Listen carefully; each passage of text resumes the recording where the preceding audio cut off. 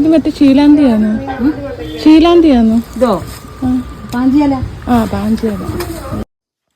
കാലാകാലങ്ങളായി അനുവർത്തിച്ചു പോകുന്ന ചില ശീലങ്ങളിൽ ഒന്നായിട്ടാണ് ഞാൻ ഈ പരിപാടിയെ കണ്ടിരുന്നത്.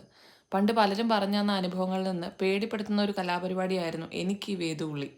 അതുകൊണ്ട് തന്നെ ഹോസ്പിറ്റലിൽ നിന്ന് ആയുർവേദ മെഡിക്കേഷൻ ഒന്നും ചെയ്യേണ്ടെന്ന് പറഞ്ഞപ്പോൾ ഞാൻ ആദ്യം വീട്ടിൽ ചോദിച്ചത് വേദുള്ളി വേണ്ടാന്ന് വയ്ക്കാൻ പറ്റുമോ എന്നാണ്. പക്ഷേ 5-ാം ദിവസം ഇത് തീർന്നപ്പോൾ വേണ്ടാന്ന് വെച്ചിരുന്നെങ്കിൽ നഷ്ടമായി പോയെന്ന് എനിക്ക് തോന്നി.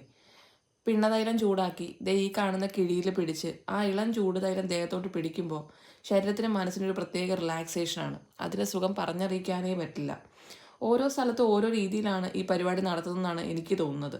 എനിക്ക് 5 ദിവസത്തെ പരിപാടിയായിരുന്നു. ഇപ്പോഴല്ലേ ഈ പ്രസവരക്ഷയ്ക്കൊക്കെ നമ്മൾ ഓരോ ആയുർവേദ സെൻറ്ററുകളിലേക്കൊക്കെ പോകുന്നത് കാണുന്നത്. പണ്ടൊക്കെ ഇങ്ങനെ ഏതെങ്കിലും ഒരു മുതിർന്ന സ്ത്രീയുടെ ഉത്തരവാദിത്തത്തിലായിരുന്നല്ലോ പ്രസവരക്ഷയൊക്കെ. എനിക്കങ്ങനെ തിളച്ച വെള്ളമൊന്നും ആയിരുന്നില്ല ദേഹത്തൊഴിച്ചത്. ദേഹത്തിന് താങ്ങാവുന്ന ചൂട് മാത്രമേ ഉണ്ടായിരുന്നുള്ളൂ. ആ ദേഹത്തൊഴിക്കുന്ന വെള്ളത്തിലും ആ കിഴിക്കകത്തുള്ളതുപോലെ എന്തൊക്കെയോ കൂട്ടുകളുണ്ടായിരുന്നു. എന്താണെന്നൊന്നും ഞാൻ ചെയ്യാൻ നിന്നില്ല. ശരീരസുഖം മാത്രമേ അപ്പോൾ ചിന്തിച്ചിട്ടുണ്ടായിരുന്നുള്ളൂ. അപ്പോൾ നിങ്ങളുടെ വേദുകുളിയുടെ അനുഭവം ഒന്ന് ഷെയർ ചെയ്യൂ കേട്ടോ. എങ്ങനെയായിരുന്നു നമുക്കൊന്ന് അറിയാമല്ലോ. ഇതുപോലെ ആയിരുന്നോ അല്ലേ? അപ്പോൾ ഷെയർ ചെയ്യൂ കേട്ടോ. ബൈ.